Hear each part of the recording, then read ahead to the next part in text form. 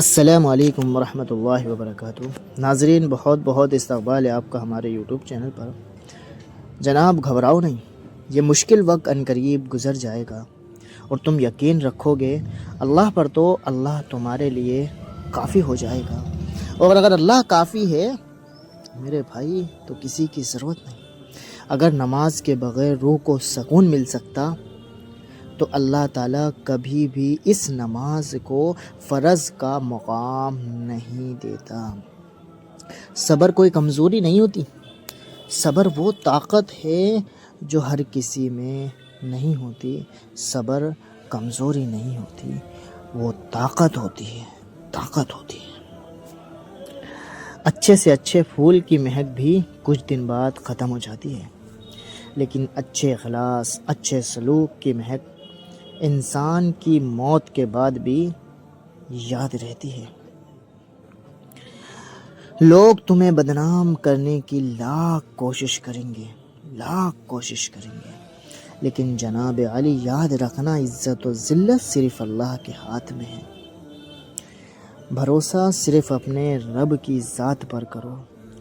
لوگوں کیا چھوڑ جاتے ہیں یا پھر توڑ جاتے ہیں۔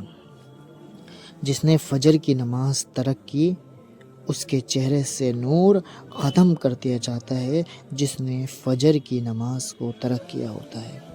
اپنے دوست کو اتنے ہی راز بتاؤ کہ کل اگر وہ تمہارا دشمن ہو جائے تو تمہیں کوئی نقصان نہیں پہنچا سکے۔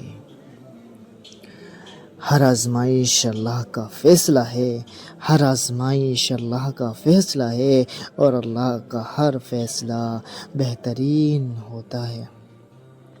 سب کچھ کھو دینے کے بعد بھی اللہ پر یقین رکھنا، صبر کرنا، اسے ہی ایمان کہتے ہیں۔ نماز تو مٹی سے بنے انسان کو سونا بنا دیتی ہے، مٹی سے بنے انسان کو سونا بنا دیتی ہے۔ دنیا کی نعمتیں اگر تکلیف کے بغیر ہوتی تو یہ دنیا جنت ہوتی، دنیا نہیں ہوتی۔ اور پھر سکون آ جاتا ہے جب یہ سمجھ لو کہ ہر چیز اللہ کی مرضی سے ہوتی ہے، ہر چیز اللہ کی مرضی کے مطابق ہوتی ہے۔ جب اللہ نے کچھ تمہارے دل میں ڈالا ہے تو یقین رکھو نصیب میں بھی وہی ڈالے گا جس نے دل میں ڈالا ہے۔ جاتے ویڈیو کو لائک اور چینل کو سبسکرائب کرنا مت بھولنا۔ جزاکم اللہ خیرا۔ السلام علیکم ورحمۃ اللہ وبرکاتہ۔